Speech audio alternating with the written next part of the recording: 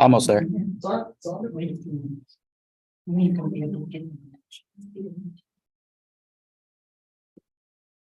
Biggest crowd we had in 3 years. It's great. Yeah.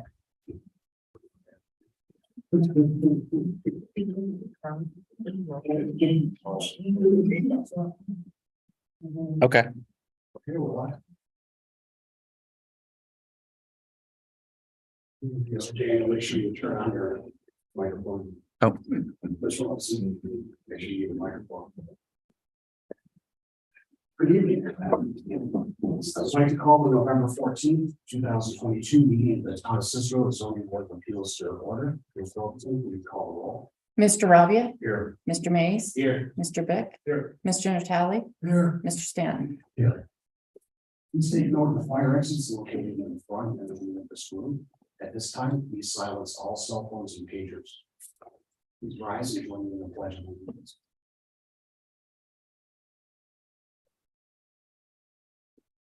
Allegiance to the flag of the United States of America, and to the republic for which it stands, one nation, under God, indivisible, with liberty and justice for all.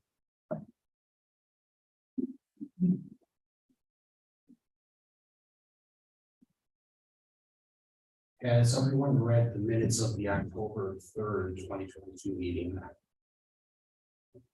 Are there any corrections? Okay, with that, do I have a motion to approve? Make a motion to approve the minutes. Mr. Mays. Do I have a second? I'll second the motion. Go on, sir. Yeah. All right, Mr. Robin. Any corrections? Mr. Rabia, Yes. Mr. Mays, Yes, the motion. Mr. Bick, Yes. Mr. Natale, and Mr. Stanton. Yes, to the motion. Cicero Town Board acknowledges the importance of full public participation at all public meetings, and therefore we urge all who wish to request those in attendance to please come to the microphone located in the front of the room. At this time, I will make a motion that all actions taken tonight are type 2 actions and have a negative impact that is no impact on the environment unless otherwise indicated. Do I have a second? I'll second. Very fast. Who's going to get on that one? Ms. Rosen, please call the roll. Mr. Rabia, Yes, the motion. Mr. Mays, Yes, the motion. Mr. Bick, Yes, the motion. Mr. Natale, Yes, the motion. Mr. Stanton. Yes, the motion. I'll briefly review the process for tonight's meeting, for the benefit of those present that have never been before the zoning board of appeals. Each applicant will have an opportunity to describe their project. The board will then ask questions about the project. I will then open a public hearing where people will be able to speak for or against the proposed variance. The applicant will then be given the opportunity to respond to the public input and provide additional information.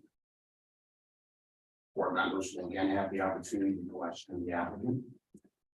Please note the board will openly discuss amongst ourselves by factors that contribute to the final decision. This board does not have pre-agenda meetings. There's no prior discussion of cases outside of this meeting. Finally, the motion will be made either approving or denying the request of variance, seconded and voted upon. So our first case tonight is the application for 2528 Lakeshore Road. 7258, sorry, Lakeshore Road. The owner is 7258 Lakeshore Road LLC, and the applicant is Christopher Brandt. Mr. Brandt, please come up and address the board.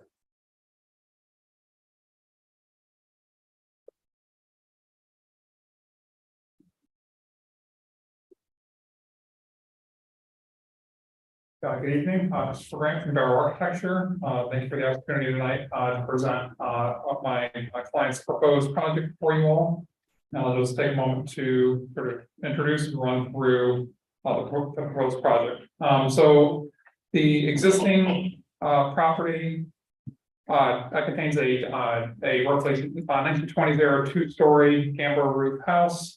That has a sort of canted 2-part single-story rear addition with a surrounding perimeter deck to the rear, as well as a small deck to the front of the houses.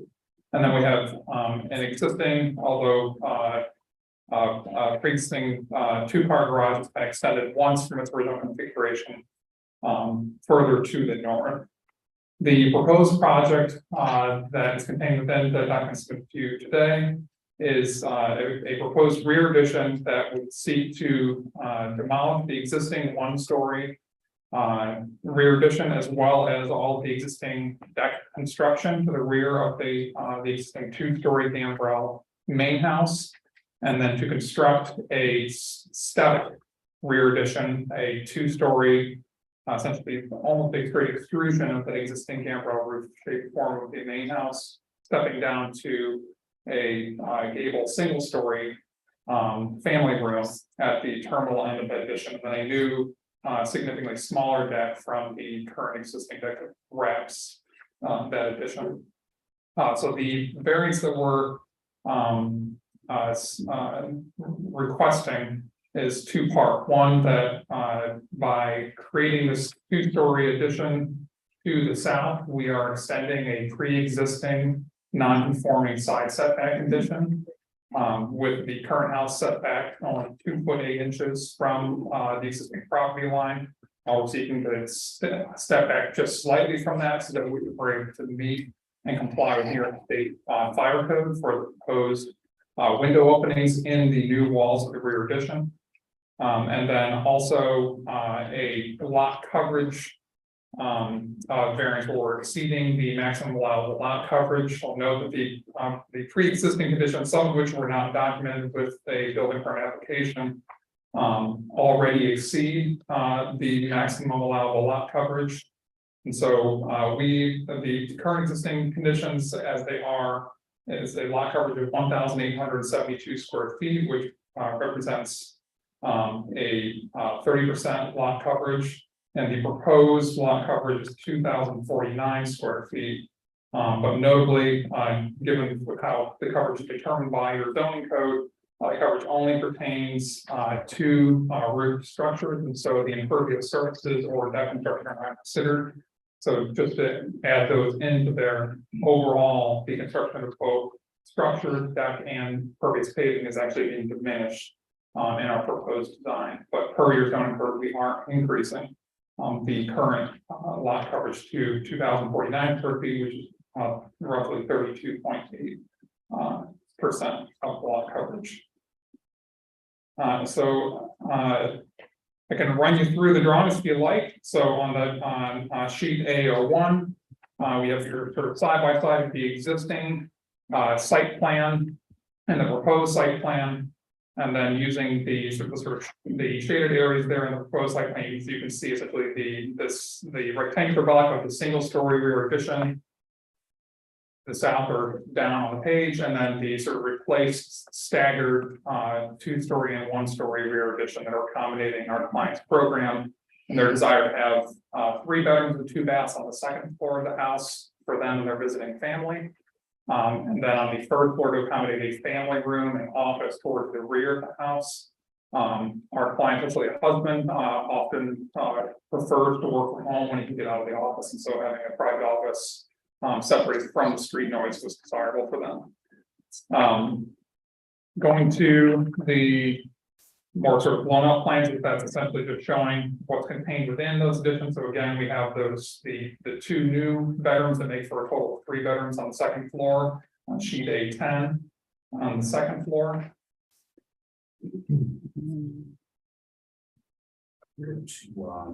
Number 8. Number 8. Okay.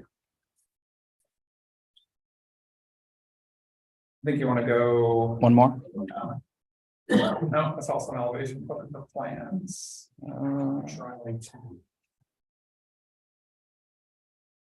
Okay, so these are the enlarged plans, first floor and second floor. So on the first floor, again, there's the family room and office, and then the opportunity of having a full bath there on the first floor. And you can see the deck coming off directly off of the family room space instead of sort of wrapping around the rear addition like it currently does. And then on the second floor, those are the 2 new bedrooms that allow for a total of 3 bedrooms on the second floor. So 1 bedroom in the existing house. The 2 bathrooms are inside the existing house, and second floor. You can see a consistent one there on the floor plan. And then you can see the single story gable roof of the family room below, and the deck below there on the second floor plan. Then if we jump to, I think it was number 8 there on your PDFs. Yes, so there's the north and south elevation or front and rear elevation. So from the street, that's just the existing north elevation that's not being affected. And then on the south elevation, as sort of stated before, the design logic with this project is to very simply try to extrude the existing gambrel roof of the two-story main house to accommodate those two new bedrooms on the second floor. And then we have a lower gable roof, single story that steps inward for the family room extending out. And then lastly, which I think is your sheet 9 on the PDF, the final set of exterior elevations. So from the west, from the east, again, sort of showing that the logic where we're extending the two-story gable roof mass. But in the west elevation, currently the existing house, as stated before, is within 3 feet of the property line, so by New York State Fire Code. Is not legally allowed to have windows, so that's why you see that blank wall on the west elevation of the existing house that remains. And then by stepping back, we're able to provide windows in the new proposed portion of the building on the west elevation. And on the east elevation, there are 2 existing roughly square window openings you see there in the drawing, and then on the proposed, you can see the recessed rear entry there with the sort of small borrowed light window allowing light into that hallway that connects between the front existing house and the family room and office. And then the family room at the terminal end there, essentially matching the west elevation, where we have sort of 2 matched pairs of windows on either side, and the deck extending from that, which you can see in the side elevation. So that's it for me. I'm happy to take questions. I assume that'll probably come after public comment response. We'll see if there are any questions immediately. We don't usually do it for select questions and then public comment. Sure. Go back into it. So one thing that I wanted to do, because in the 50s, and I know we modified the codes like that, we're not informing structures. So what, and this is a question for Mr. Kerwins. Define that as maybe improved, provided that such improvement does not expand the property's not conformity or conformity. I just wanted to make sure, I see when we always have this question, that the zoning board is within our purview to approve an expansion of an underbuilding, even though the code says there shouldn't be one. Okay. Yes, it is. All right. I would argue the sideline dimensions don't change, you're not staying on that. Were they along the same lines then? Yes. With that, any questions from the board? Yeah, I've got one. And two, see, this, I'm gonna guess this addition wasn't permitted in the past. There's no record of a addition, that 1-story addition. I mean, there are surveys that go back to 1960 that indicate this is a side yard setback, okay, with a small porch. You can see building plans for improvements or expansions to the detached garage and deck improvements, but no, okay, we didn't have a record of that. And in your narrative, sir, you mentioned that the addition was unsafe. Yeah, so it's a conglomeration of, as best I can tell, likely 3 different areas of construction. So there is a small portion of it closest to the existing 2-story mass, closer to the property on the side property line. That appears to potentially be in the same 1920s era, but was a very shallow bump out. And then the sort of first half heading southward from the main block of house, that does have a perimeter foundation, but has significant subsidence and signs of movement, especially at the corners. There's large gaps that have opened up, what from the foundation being inadequate below grade.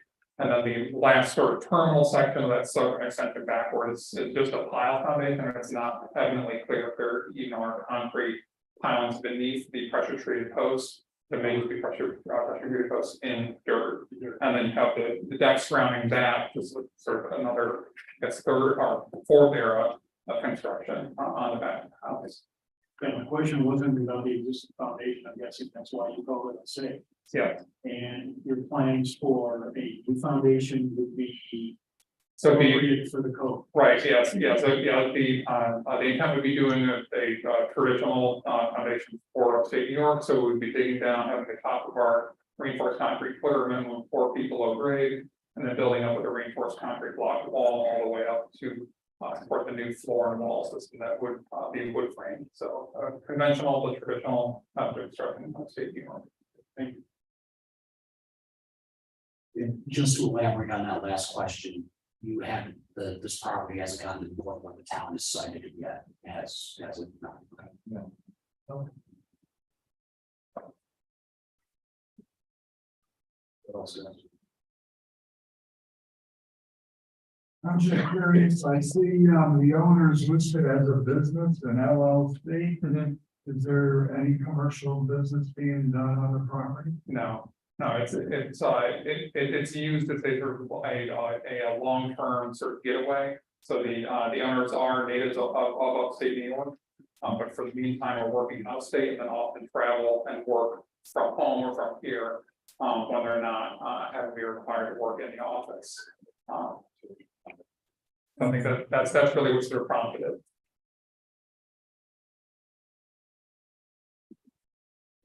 Mr. Brandon, it's time over the public hearing. Okay. Step aside for a second. Thank you. Let anybody talk if they want to. So at this time, I'm opening the public hearing. Would anyone speak for this?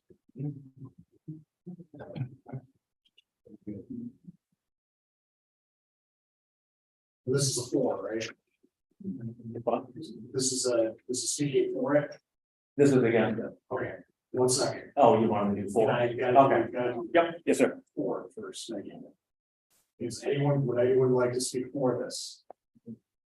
Okay. Would anyone like to speak against this? Sorry, you can sit down. So make sure name and where you live. All right, Daniel Sawyer, I live one house west of, so our property border. First I'll turn off. I like Randall Christine, so it's not about friendship, it's about what's right and wrong. And what they have going on there, nobody likes. It's an Airbnb where it's a revolving door of strangers. Every day, every week, every month for the last year. I've got the ad, if it helps, where he calls it the Oneida Lake Lodge. Sure. It's an Airbnb anyways. So it's not just for his family, who I've seen once in the year and a half that they've been there. But I've seen the strangers every day, every week for this time.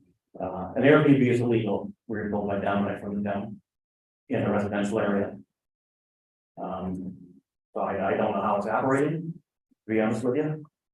Where they want to build the addition, right now they have a maximum of 8 guests. So by building it up, they get the full 16 guests. What is 8 is outrageous, but the double. I'm not sure. The existing additions that were done in like 2007 were illegally done. They were built before they got a permit, and they got the permit as a favor. Angelo Emmy was a renter, and Glenda was the owner. Glenda said that Angelo could make improvements on the house, but they stayed with the house, and she wasn't going to pay him for it. So he had his guys at on-site, which was his company, build the back room, which is a hot tub room, and build the deck, which is so close to my line. It never would have gotten pushed through without a variance, but it did, because he got an illegal permit from a friend, Jay Sykes. So, right. So what 1 year was that? 06 or 07.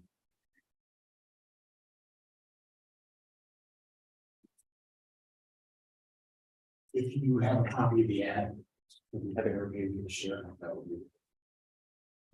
You want it there? You might, okay, that's fine. Is it okay if we keep this? Yeah.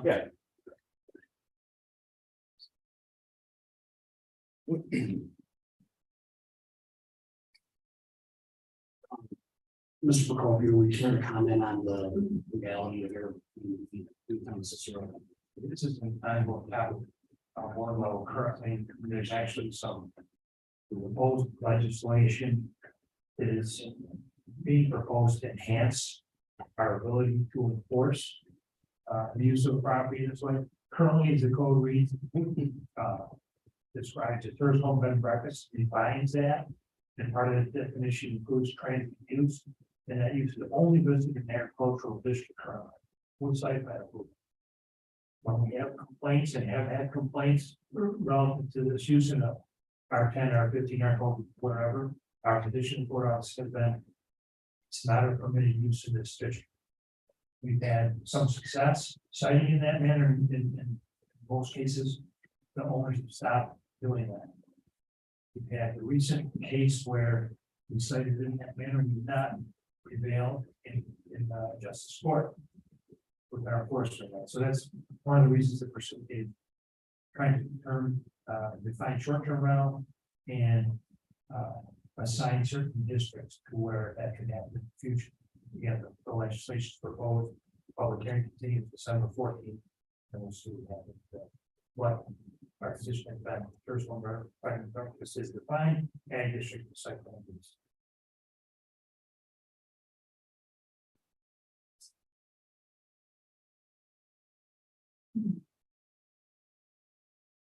I mean, you can see from what I handed you, it's a business, if not used as a residence. When he comes here, I spend time with him, and he tells me about his plans, which, like I said, I like land, I like their scheme. Not about that, but about right and wrong. So they would like to build up on a top job addition that was done illegally to begin with. Again, no permit was gotten for months after it was built, and then a favor for a favor. And that's exactly the way it happened, and I have proof. So to build up onto this. And again, he's already closer to my line than the law would allow. And we never got a variance, we never signed anything, we never okayed anything. And it was done and it was pushed through. Totally wrong.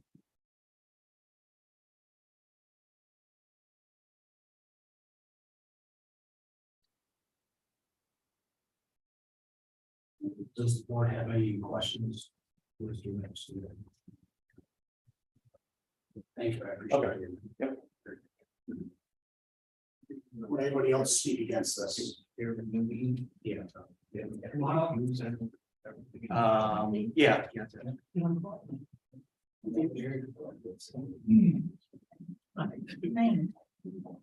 I do, just for the sake of brevity and making sure that everyone does get to talk. I just want to make sure that when people come up, we're talking about something new. If you have another point besides just the Airbnb piece, we definitely appreciate it. Lane Wilcox, 7261 Lake Shore Road. My talk is about the Airbnb. I've lived there about 8 years before these people moved in. It's been quiet. We're basically elderly people, retired. We've enjoyed the neighborhood very much. But in the last year, since it's been used as an Airbnb, we've had a lot of commotion, a lot of parties, a lot of excessive trash, and I was almost bitten by a dog owned by somebody in the Airbnb. They don't have any accountability because the owners don't live there. So whoever comes into that house, you know, free for all. The dog chased me into my car, and the reason I know it was an Airbnb person is because they finally whistled for the dog to come back. That was scary. I do like peace and quiet. I'm old now. And to see a lot of parties going on and commotion, and it just ruined the area for me. And if it's not zoned for an Airbnb, I'm just wondering why it has been used as an Airbnb.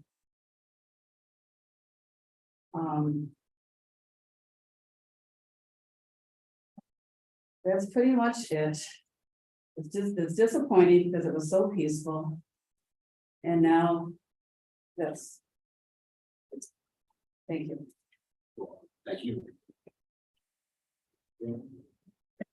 Anyone else? Yeah, no worries.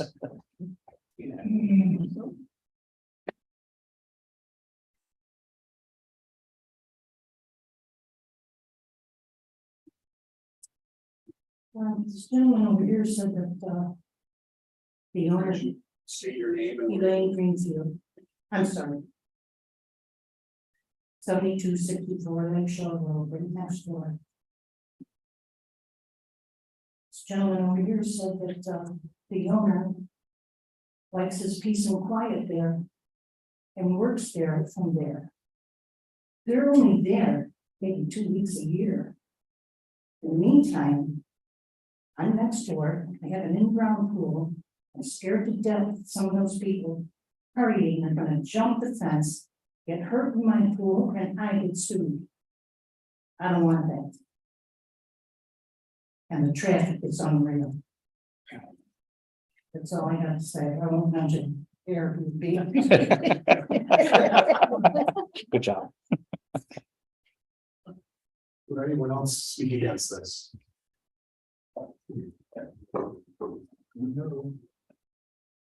Good evening, my name is Steve 7244 Lakeshore Road. Again, we are addressing it as a Airbnb. As it has been operating, I've not had a lot of complaints. Granted, there's a lot of partying, there have been some younger people over there, they've been very loud. Lots of alcohol consumption, like when they take the trash out, there's 2 trash cans full of beer and whiskey bottles. There has been odors of marijuana coming from the residents. But to increase the occupancy to 16 people, that's just above and beyond what the neighborhood is set up for. So when there's respectable people in there, you don't really notice it too much, there's traffic and everything. But to double the occupancy, that's just encouraging larger groups and larger parties to be happening. One instance, there was a bunch of college-age kids there, and they were skateboarding up and down the road, and it got dark out, and they were still skateboarding up and down the road, and there was a curve right there, and we were concerned because cars speed down that section of Lakeshore Road right after, because there's a straight section from that curve to the Lakeshore Elementary School, and people like the floor when they were on it, but they were out on the road after dark, and we just thought it was a really dangerous situation to be doing things like that. But that's just some of the occurrences that do happen over there. And so I'd be concerned with doubling the occupancy and encouraging more of that activity. That's all I have. Thank you. Thank you. Right.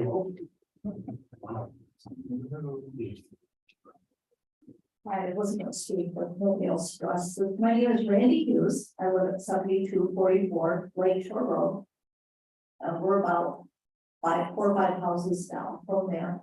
But our concern is the fact that this house is about maybe 14, 15 houses down from the elementary school, where there's a lot of small children, and a revolving door of people that nobody knows. No, there's no background checks of every person that goes in the Airbnb.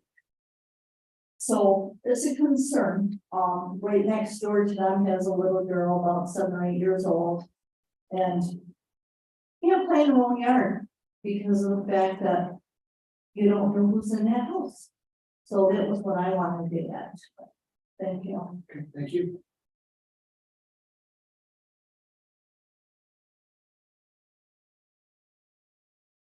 Anyone else going to speak against this?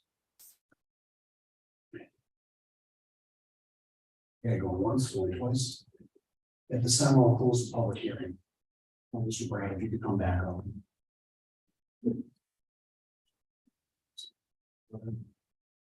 Mr. Brian, were you aware there is a commercial enterprise there? I was not, I mean, I stayed there, because I'm Sorry? I said, I was not, I have stayed there, because I'm close friends with the property owner. Okay, so when I asked you if it's a commercial enterprise, then you said no. Right, so I answered what I believe to be true, I just said that I When was you- not aware that it was a commercial enterprise. I stayed there with the property owner, because I'm close friends with them, just like I have friends over at my house. You because didn't I'm close rent, with them. you didn't rent it. I did not, no, I went and stayed there for a long weekend along with a larger group of our close friends, have been friends for many Is there years. any discussion with the owner of what his intentions were? Now, his interest was because the house is compact. So as it currently stands on the second floor, there are 2 bedrooms and 1 bathroom. With a small stair hall that leads downstairs. There's a large open. Public space on the first floor that constitutes living, dining, kitchen, but no separations. That's essentially the whole footprint of the first floor, main 2-story mass. Then the single-story existing mass to the rear contains a full bathroom. A large closet that serves as a laundry room, and then there's a office at the rear that you pass through to the quote unquote hot tub room. And then out to the deck. So our proposed design is on the second floor, going from that 2-bedroom, 1 bath to a 3-bedroom, 2 bath, and we're moving the laundry from the first floor upstairs to the second floor. So we're essentially eating up the entirety of the existing second bathroom. The already existing second bedroom in the existing house. And that second bedroom is being eaten up by laundry and bathroom and hallway. To get back to the 2 new proposed bedrooms, so we're adding 1 bedroom on the second floor. And down on the first floor, we've got office for office, full bath for full bath. And then essentially swapping out the impromptu hot tub room for a purpose-built family room, which I'll note does have a hot tub in it. But it's trying to make a more formalized, intentional and well-constructed enclosure for a similar function. Will the second floor have access from outside? Could it possibly be 2 separate? No, it's only a single, the single existing staircase in the main 2-story block of the house is gonna remain untouched. And not our intent to modify any of the existing circulation in the house. Thank you. How many people would you say can sleep in the house as it is now? As it is now. So if you're okay with people walking through your sleeping space on the first floor to get outside to the deck and hot tub rooms, assuming the first floor serves as a bedroom, I would see that you put 3 beds in the house as it stands. So 2 people per bed, 6 people total in the house unless someone's sleeping in the basement. And so then the current proposed. So one thing I would ask is, we've been courteous enough to let everyone talk. I appreciate it if the cross chatter and the comments can be kept to a minimum, because, we've given Mr. Brand his time, we've given you guys your time. We really need to be respectful of everyone. Those comments aren't going to change anything. Mr. Brand, please continue. Thank you. So 6 today, then future, what do you think is gonna be? So if we're following the same logic, and say we can use the office on the first floor again as a bedroom, then we're going from 6 to 8. So it's an increase of 33%. So it's a net gain of 1 bedroom. Correct. And then if I may, just a few responses to a couple of questions raised as it pertains to the issue at hand with the requested area variance. So just as a reminder, so what we're currently proposing, we're improving the existing setback from what currently exists. They attempted to extrude out. I know from seeing the property survey that the single-story addition and deck are not square to the main block of the house, so they actually they converge towards the west. They certainly do get very close to the existing property line as it stands. Our intent to not build a crooked building, and it's our intent to, as I mentioned before, to actually step back from the existing western wall of the 2-story house to be able to, put under in new addition. Also reiterate that the proposed new addition is not going to be built in any existing foundations. They intend to fully demolish the existing structures in the rear of the two-story building and to build fresh from the foundation up. We're not building on any existing structures that currently exist on the back of the house. Happy to take questions if you have them, otherwise happy to sit down. Certainly it's not clear, at least mine not scale, but do you think either the porch or the deck is closer to 2.7? Yes. Yeah, Yes. it looks that way, doesn't it? And when you're on site in person, you can start to see it visually. It's enough that you can visually observe it with other hall markers, because there's a series of trees and or fences that roughly parallel the property line between the property that divides and this property. You can see sort of with the naked eye that the existing deck and first floor rear addition do begin to converge westward. They're not square. The proposal is actually for the whole addition porch deck to actually come back on the property line. Yes.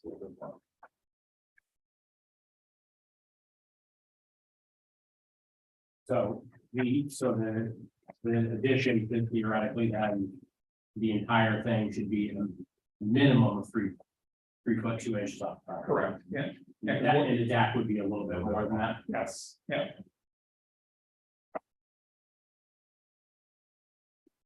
So the one issue I'm dealing with the desk right now is that we have a neighbor who brought up a concern about the Airbnb. And as you were talking, I pulled up the Airbnb and confirmed that United Lake Lodge, which is what this property is listed at, is still up on Airbnb. And it shows an occupancy of what looks like 8 guests. So that's 2 more than what we thought was the minimum size stated by you. I'm having a hard time right now being convinced that there isn't a use variance here if we have some evidence here that there's a state use that it's Airbnb and that is transitory residence, not necessarily allowed by town code in this area. So my inclination at this point is to kick it back and ask for, we have, it's dual variance right now from my consideration, it's the. I can tell you, the code, the zoning officer was not aware after this application was submitted, that it was being used this way, as well. We first were notified, we just received it last Thursday. My personal opinion is I don't necessarily have an issue with any of the work that's being proposed here. It's the fact that we have evidence that there's a non-conforming use in the area or on this property, sorry. So Terry, are you tracking the same way that I am on this one? No, I don't think so. Okay. You've got a petition, an application for an area variance. That's all that's in front of you. It's for another board I'm sorry, could you speak up, please? it's for another board to make any determinations that you're raising relative to the use of the property. So we're talking Or court, town board or town board, or the justice court, as Mr. Copier has said. They've had a case where this issue was presented in front of the town justice court, not this particular issue, but the use of transient use, right? And so if we're, just to get this clear in my mind, so if we're talking about the procedure for that, is that something that town would bring in front of the court, or is that something the contiguous neighbors here would have to? Well, in the one case, the town brought it, correct? So based on a complaint received, as I stated earlier, on the locations in the town, we have enacted enforcement action based on the complaint and evidence given by the complaint and on the internet, like you're just able to do. And it's in most cases, the respondents respond to that and stop doing it in one instance, we're here, or we did not prevail. So as I said, the council is looking at the ordinance to strengthen that relative to that. But, and we received the lights and we'll act. The other issue comes up is evidence, you know, and justice. Probably gonna be the ordinance. Ordinance passes, we'll probably notify the best we can. People that were aware of it for advertising, so we go this and then we start the one score going forward. Okay. So just to recap, my understanding of what we said, what's in front of us now is the actual non-conforming use, and that's the only thing that we have, right? So. And the code office is not telling you, in addition to that, they need use variance. Or an interpretation on something, so I think the only thing in front of you is the area variance justification. And this gentleman is gonna get whatever he gets with the notice that there may be some other action relative to the Airbnb usage of the property. But that doesn't prohibit him from building whatever this is if you grant that application. So just so you're aware, and your client's not here tonight, just so you're aware, if we do approve this, obviously there's other things coming down the line on this. It could very well be that your client winds up having a nice new house that can't be used as an Airbnb. Somebody else have questions? I was just gonna say, to summarize, I guess, for the public, we can't make a decision based on the use of the property, conforming or not conforming. We can only make a decision based on the structural aspects of what's been presented, and whether that requires a variance on our part or not. It's up to the board to make a second decision. Correct, Steve? That would be, or Doug, that would be the appropriate interpretation. That's the way I'm understanding it from the way our councils explained it. Okay. Mr. Robbie, you look like you're having a hard time. No, I'm trying to, I mean, well, Rob, you said it right, we gotta look at this, you know. Where our job is, right, setbacks and area and whatnot, but. I have a hard time resolving the fact that it's being used as an Airbnb, but again, that's. For someone else to enforce. So. Any consolation, it's a statewide problem right now. I'm hearing about it statewide. And there are all kinds of things that we can, and towns all over the state can somehow limit this type of activity or sequester it to a certain portion of the towns, so it can be regulated. Then there, of course, is the issue of how to appraise the property, commercial venture, single family residence. So.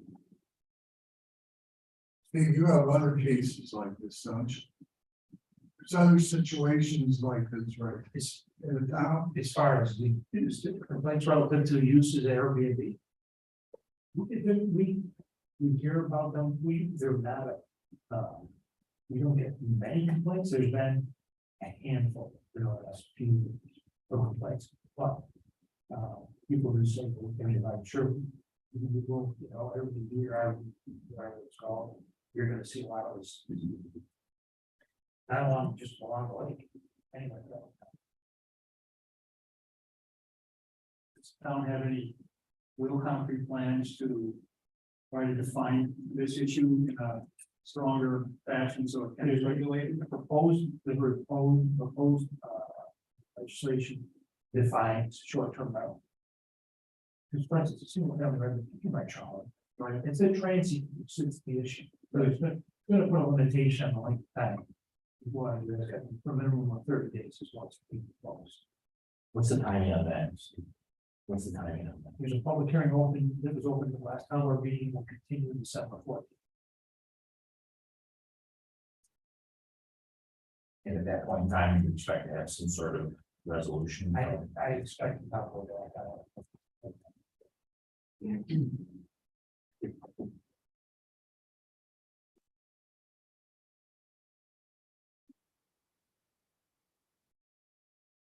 questions on? Take a seat. Thank you. Thank you.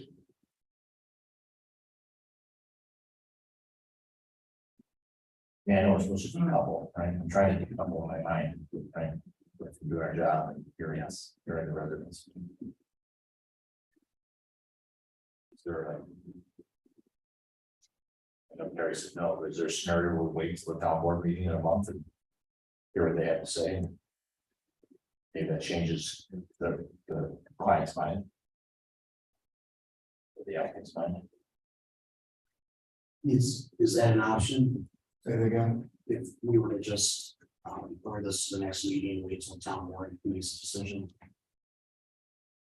Or does not make any sense? I mean, It makes sense, but I don't think you're.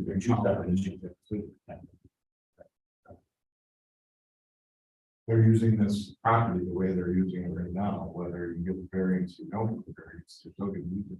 Sure. Yeah. We're gonna have that kind of complaint received and proceed accordingly. Yeah, if you get complaints, We just, I think it's moving forward. Okay, so on Thursday. that's what we should have. that. But we can take the approach that this is a non-conforming property. And we And can take the approach that the allegations are, the non-conforming property, right?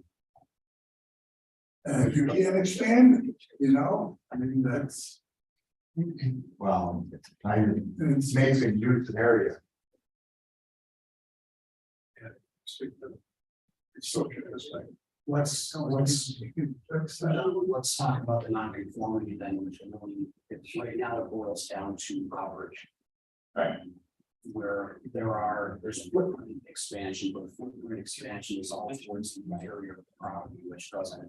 And there's this. It has been just black and white, so right now it's 32 or 32.8% coverage. And that's really what's for us was. Which on the other day, I think we would look at. Likely suggest a motion and approve the motion, I would think, right? Yeah, yes, that's one of the minor, that's one of the more minor things. Not substantial, right? Addressed in the past.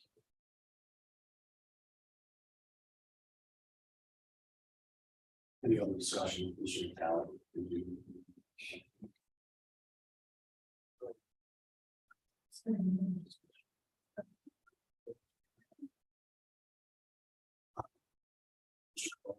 To take questions after the public hearings.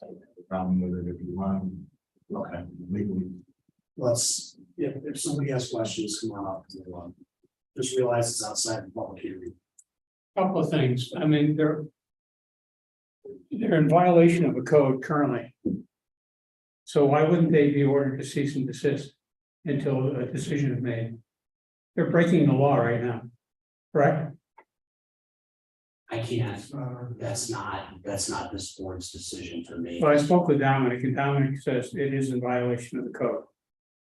Who's that?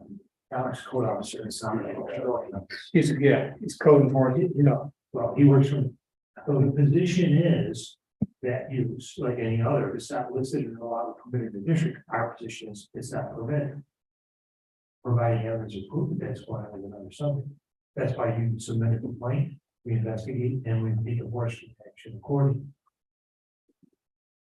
The other issue I have is I have a 12-foot right of way on the eastern side of my property, across the street from 7258.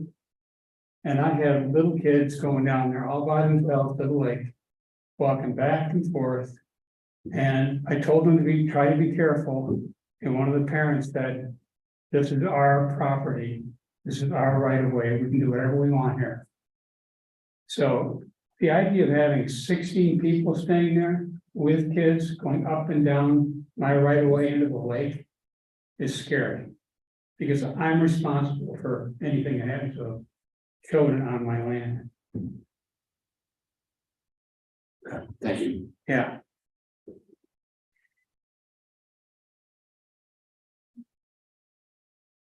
We need to Would anyone care to one of the 5 factors?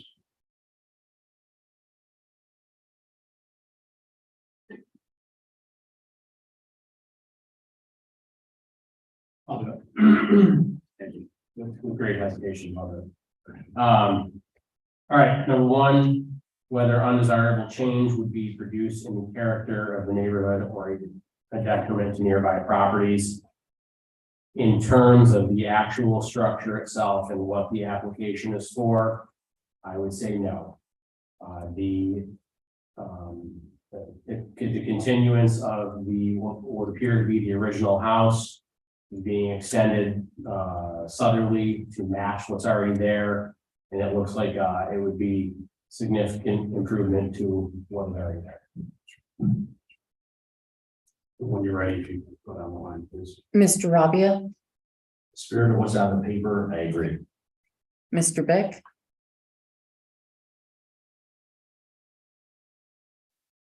I would have to agree, well. With hesitation, wow. Mr. Natale, Agree. Mr. Stanton. Forced into a situation where I have to say I agree with it, but it does not sit well with me. Okay, number 2, whether the benefit sought by the applicant, I'm sorry, can be achieved by a feasible alternative. I would say no, if the applicant wants more square footage in the home, I don't see how else they would. Mr. Rabia, Again, expansion of non-conformity almost begs a requirement for a variance, so I agree. Mr. Beck, Agree. Mr. Natale, I disagree. I think you could do an expansion on the same footprint without any increase in coverage. He's going from 30%, which is already over the code, to 32.8. So now, yes, there is another alternative. Mr. Stanton, I agree with Mr. Natale. I believe there is another alternative. Okay, whether the requested variance is substantial, I would say yes. Anytime we're exceeding the allowable coverage in a lot, even if it's by at this point, it would be 7.8%, I think it's substantial. Mr. Rabia, I differ there. I don't think it's substantial if you look at, going from 30 to 32%, but I get your point. Mr. Beck, No substantial. I agree with Mr. Ryan. Mr. Natale, Agree also. Mr. Stanton. I agree, it's not substantial. Okay, would the variance have an adverse impact on physical or environmental conditions in the neighborhood? I would say no. Mr. Rabia, Again, the spirit of the dimensions on a piece of paper, no. Mr. Beck, I'd have to say no, once again, based on the plans submitted. No, I Mr. agree. Natale. And Mr. Stanton. I'm gonna have to say no to that, but again, it does not sit well with me. And number 5, whether the alleged difficulty was self-created, I say yes. Someone wants an addition on their home, it's obviously self-created difficulty. Mr. Rabia, I agree, yes. Mr. Beck, Agreed. Mr. Natale, Mr. Stanton. Agreed.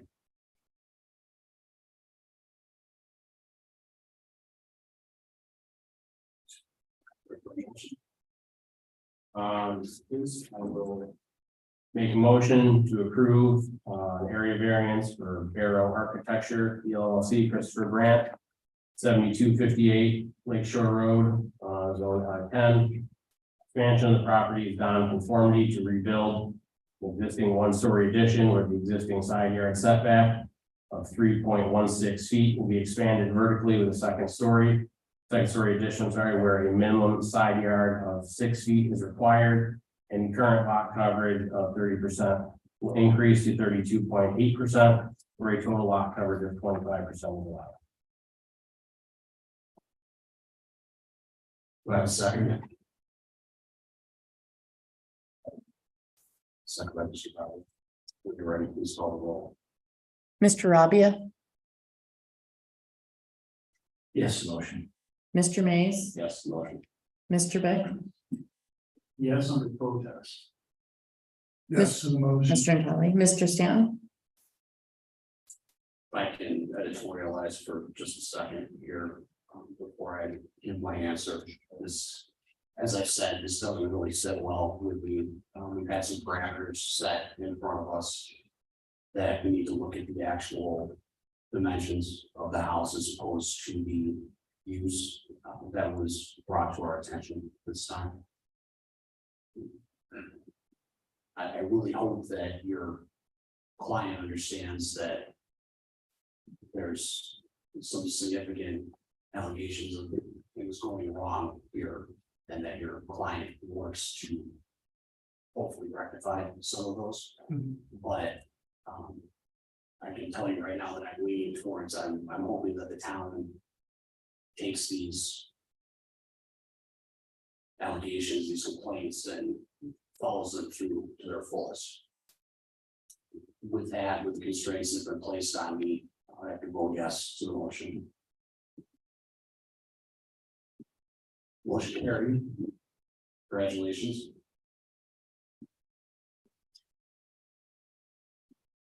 And with that, is there any other business before the board?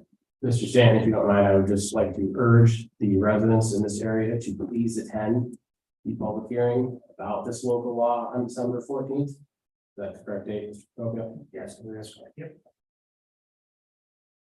That's advertising. Mr. Mays, thank you. I appreciate that. December 14th at 6. 6:30. 6:30.